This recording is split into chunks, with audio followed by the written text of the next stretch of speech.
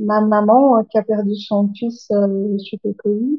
Et je me demande est-ce qu'il y a euh, pas plus un âge, tu vois, j'ai déjà 60 ans, et c'est quand il arrive des choses comme il vous est arrivé plus jeune, est-ce que on a plus, je dirais, ce contact, il y a, comme tu disais, une spiritualité qui est là, qui s'éveille, ou plus attentif, parce que quand on a vécu pendant X années, je dirais, dans une routine de confort, et ce qui m'est arrivé, je me suis plutôt opposée. Maintenant, je peux le dire, peut-être en victime. Et donc, au lieu d'avancer, c'est qu'est-ce qui m'arrive et que j'ai fait pour m'arriver. Donc, ça permet pas vraiment d'avancer.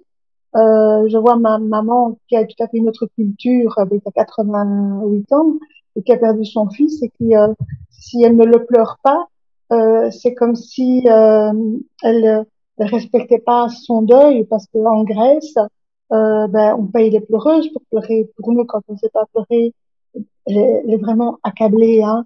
Et à la rigueur, elle qui est croyante, elle en veut à Dieu. Pourquoi tu as fait ça, mon fils? Pourquoi, hein? Euh, et comme si elle voulait rester dedans, parce que ça, je dirais sa culture, parce que de quoi elle est faite, et c'est comme ça là-dedans que j'ai grandi aussi. On ne peut pas faire autrement. Et donc, autour de toi, toi qui as vu pas mal de personnes, est-ce que quand il arrive des choses, au plus jeune on est, façon de parler, au plus on a une capacité, on est plus malléable à une ouverture, à je dirais, à sentir, à aller vers un apaisement et accepter. Et parce que c'est ça, moi j'étais pas dans, euh, je voulais absolument aider l'autre personne, et puis oui, je me suis posée en victime et je le comprenais pas. Alors, il y a deux questions. Donc, la question de l'âge. Je vais d'abord parler de la culpabilité. La culpabilité, c'est une des émotions qui est traversée assez souvent dans le deuil. Des gens, enfin la plupart des gens, hein, quand c'est un suicide, c'est je ne l'ai pas vu, j'aurais pu le voir, j'aurais dû le voir, qu'est-ce que je n'ai pas fait, qu'est-ce que j'ai pas bien fait, etc. Quand c'est un deuil plus classique, de toute façon, il y a des fois des notions de culpabilité parce que il y a un héritage qui arrive, voilà. Quand c'est un conjoint, hein, c'est l'idée de retomber amoureux de quelqu'un d'autre, c'est comme lui manquer de fidélité. Enfin, il y a de toute façon de multiples facettes par rapport à la culpabilité, mais c'est assez fréquent. Et puis, il y a des gens qui, au fur et à mesure du temps, vont arriver à s'apaiser à ce niveau-là. Et il y en a d'autres qui maintiennent cette culpabilité. Et le fait de rester dans le deuil, c'est comme pour rester fidèle à celui qui n'est plus là. C'est comme si le fait de goûter à nouveau à la joie et au bonheur, c'était ne pas être fidèle à son défunt. C'est vécu de cette manière-là. Et donc la culpabilité prend des proportions qui sont assez phénoménales. Et c'est une émotion qui peut aussi, euh, qu'on peut aussi apprendre comment dire, à voir passer et à laisser aller. C'est à peu près le même processus pour toutes les émotions, hein. Il y a moyen vraiment de voir ça comme un nuage qui passe et de le laisser partir. C'est finalement le même processus à chaque fois pour les émotions. Et donc, il y a ce souci de fidélité au défunt qui est assez fréquent et qui peut avoir des proportions différentes suivant les gens. Ça, c'est une chose. Alors, au niveau de l'âge, non, ça n'a rien à voir. Je peux te dire que je connais des personnes qui ont 30 ans de moins que moi et j'ai envie de te dire qu'elles ont 30 ans d'avance sur moi. Parce qu'il y a des personnes qui, très très jeunes, il y a des enfants maintenant qui arrivent et qui sont déjà éveillés. En fait, ils arrivent avec un état de conscience qui est incroyable. Ils ont une ouverture d'esprit et je me dis, ben, quand je pense comment il m'a fallu toutes ces années pour y arriver, qu'ils sont tout petits, ils ont déjà ça. Donc, c'est pas une question d'âge. Et il y a des personnes, ils ont 75 ou 80 ans et c'est à ce moment-là que le clic se fait. Ce n'est pas une question d'âge. C'est une question de moment. Mais ça se fait quand ça se fait. C'est tout. La seule chose qui importe, c'est le désir que l'on a en fait d'être sur ce chemin-là. Tu vois, à l'heure d'aujourd'hui, je connais des personnes qui sont dans un profond chagrin de deuil. Elles ont l'occasion d'être là avec nous ce soir. C'est gratuit, c'est ouvert à tout le monde. On peut en parler. On va faire un petit exercice d'ailleurs. Donc, c'est vraiment une proposition qui est là et tout le monde peut participer. Eh bien, il y a des gens qui n'y sont pas et qui ne sont pas là aujourd'hui. Tu vas me dire, elles ont peut-être un empêchement ou autre chose. Oui, bien sûr. Mais elles n'étaient pas là la fois passée, elles n'étaient pas là la fois d'avant non plus. Et ce sont des personnes qui, parfois, se complaisent dans les larmes. Parce que, euh, il y a des gens aussi qui finalement n'ont pas tellement envie de sortir du deuil pour une autre raison que la fidélité au défunt. C'est parce qu'elles attirent la compassion sur elles. Elles ne le font pas toujours d'une manière consciente, hein, mais le fait d'être dans la souffrance attire la compassion des autres et on prend soin d'elles. Et si à un moment donné elles allaient bien, qui viendrait encore prendre de leurs nouvelles? Alors parfois, le fait de rester dans la souffrance est plus intéressant que d'en sortir parce qu'au moins on est entouré par des gens. C'est vrai pour maman, c'est vrai que si elle n'est pas en souffrance, si elle montre pas, euh, elle attire les gens qui la consolent parce que c'est tellement triste ce qui lui arrive. Oui, Elle aime l'entendre, elle a besoin d'être, une autre sorte d'amour qu'elle attire. et c'est très beau ce que tu dis là parce qu'en fait, tout est toujours une question d'amour. Soit on est dans l'amour, soit on fait appel à l'amour. Dans tous nos comportements, c'est toujours ça. Ou tu donnes de l'amour, ou si tu ne le manifestes pas, c'est quelque part tu en manques et tu voudrais bien le faire venir à toi. C'est toujours ça. On donne de l'amour ou on appelle l'amour. Je lis un petit peu ce que vous avez écrit sur le côté parce que pendant que je parle, j'arrive pas à suivre en même temps.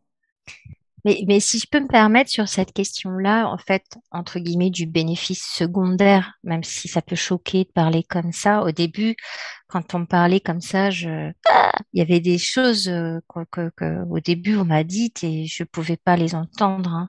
Et c'est qu'après peu de temps et le processus a avancé, que finalement j'ai compris et tout. Et en fait, je trouve que ce qui manque énormément dans notre société, c'est qu'en fait, on ne porte plus le deuil. Mm.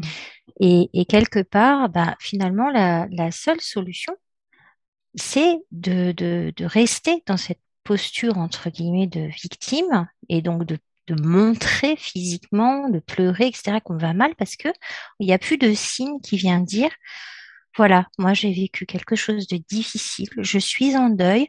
Sous-entendu, bah, j'attends un peu de bienveillance et d'empathie parce que je suis dans une situation qui est douloureuse. Et moi, pour la manière que j'ai eu de transmuter ça, c'est que j'ai énormément grossi. J'ai pris 35 kilos. Et je me suis rendu compte avec le temps qu'en fait, à chaque fois que j'étais avec des gens qui me connaissaient pas, j'allais bien, hein, mais il y avait toujours un moment où, dans la conversation, j'arrivais à placer que j'avais pris beaucoup de poids parce que j'avais perdu mes enfants. Et ça me permettait de parler de ça, de parler de la perte, de ma douleur et tout ça. Et en fait, j'ai compris ce qui s'était mis en place. C'était ma façon de porter le deuil, en fait. Donc en fait, c'est vrai que c'est compliqué hein, de sortir dans notre société, en fait, du manque de reconnaissance, en fait. Les gens, ils ont peur, en fait. Moins il y a de signes que vous avez vécu, vous êtes en deuil et tout ça, et l'entourage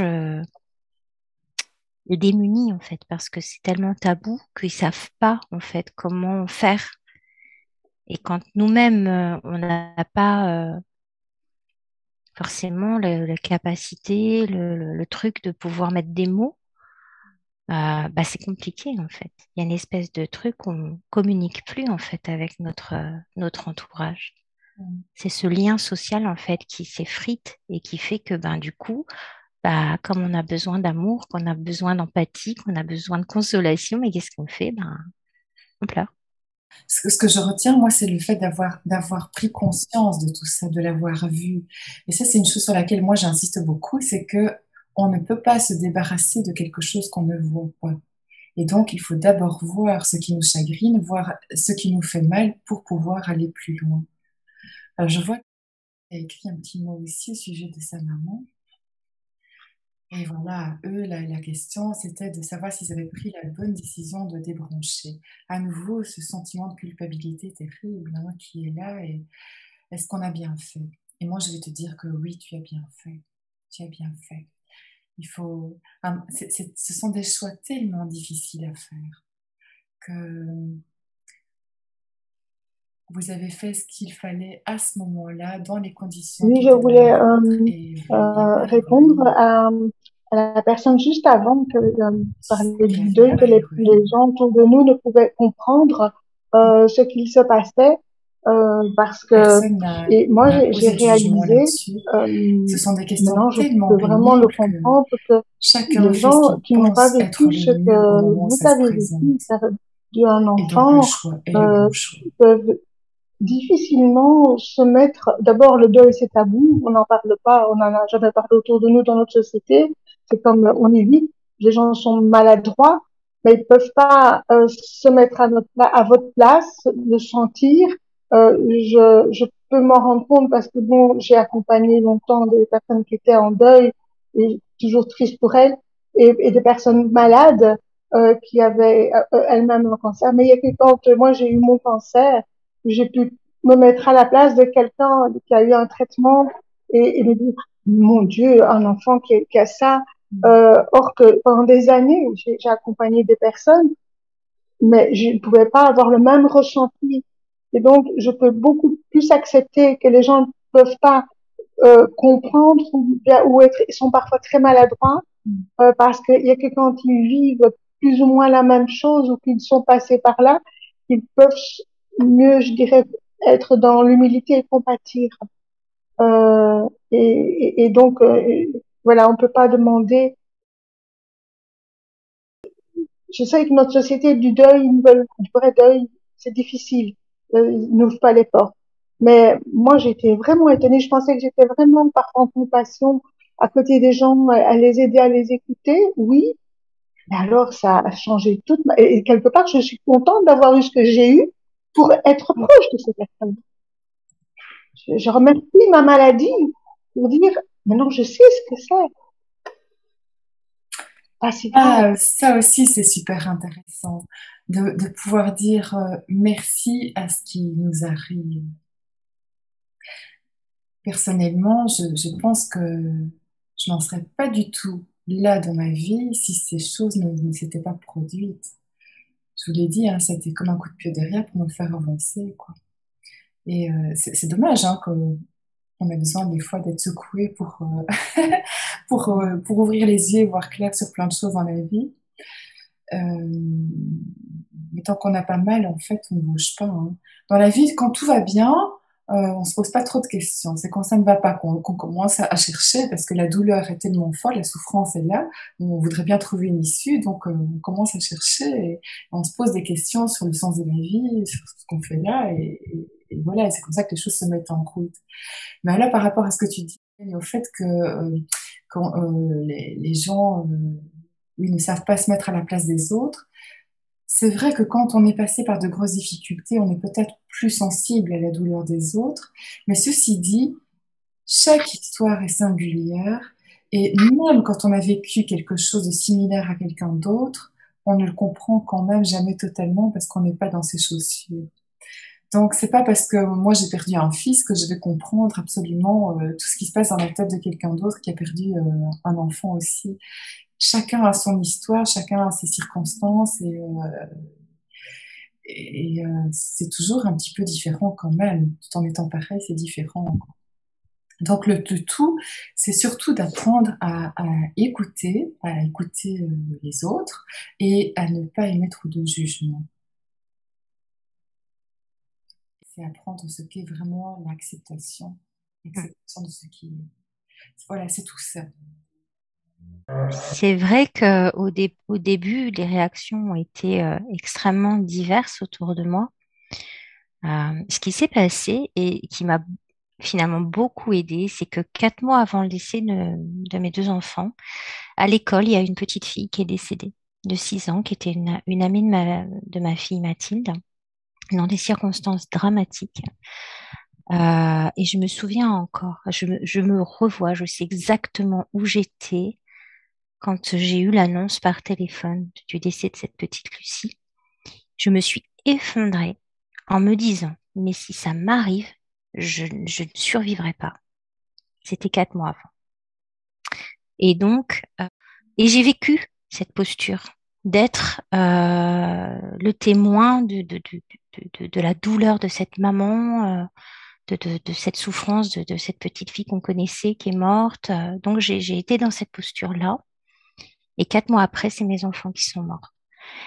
Et ça m'a vraiment permis d'avoir énormément de bienveillance vis-à-vis des gens qui m'entouraient et d'accepter que chacun était là où il en était.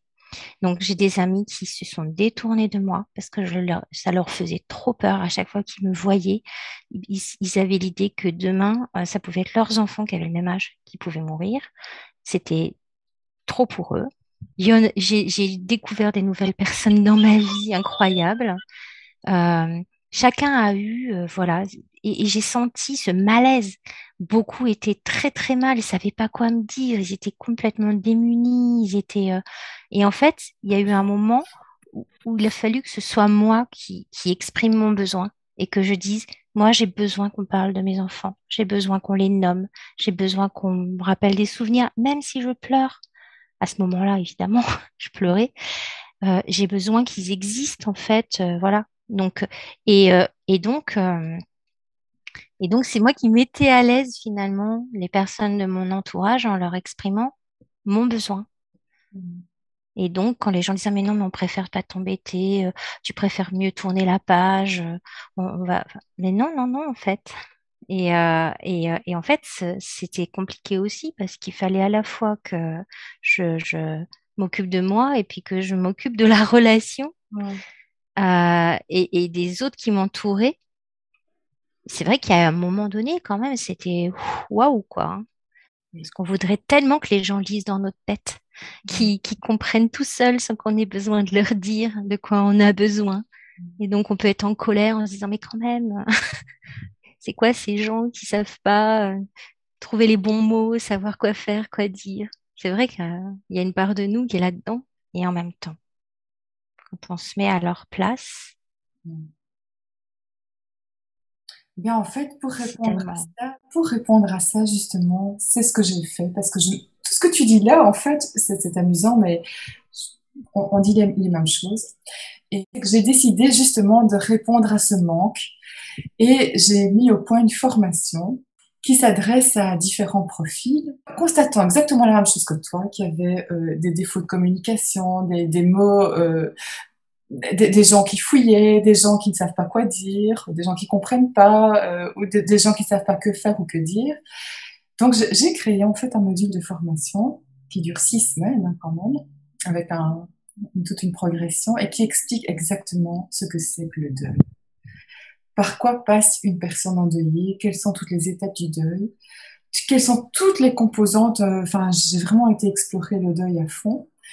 Et il y a tout un chapitre consacré à la communication avec comment s'adresser à une personne en deuil, qu'est-ce qu'on dit, qu'est-ce qu'on ne dit pas, comment on fait, qu'est-ce qu'il faut faire, qu'est-ce qu'il faut dire, qu'est-ce qu'il ne faut pas faire aussi. Voilà. Et donc, cette formation, elle s'adresse soit à des personnes qui sont en plein désarroi du deuil et qui aimeraient bien qu'on leur explique ce qui se passe, en fait, et ce à quoi elles doivent encore s'attendre dans les mois à venir. Mais ça s'adresse à des thérapeutes, à des coachs, toutes ces personnes qui ont parfois un diplôme même en psychologie, mais qui, dans leur cursus, ont très peu abordé ce sujet du deuil. Ça s'adresse aux personnes qui travaillent soit en tant que soignants, mais aussi en tant que bénévoles dans les maisons de repos, dans les soins palliatifs et continus, etc. Et puis finalement à toute personne qui se pose des questions au sujet de la mort et du deuil. Et bon, on y sera tous confrontés un jour ou l'autre de toute façon, voilà. Donc ça s'adresse à tout ce public-là. Et c'est une formation que j'ai mis au point donc et qui est prête pour la rentrée de septembre.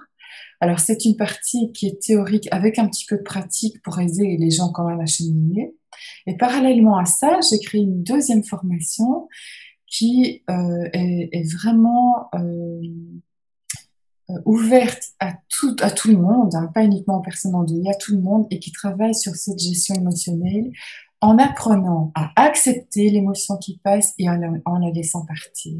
Et celle-là, elle dure 12 semaines, mais ma promesse avec cette formation, c'est que pour la personne qui applique tous les jours, il y a des exercices à faire, ça dure 12 semaines, donc c'est quand même assez conséquent, il y a un changement qui se produit.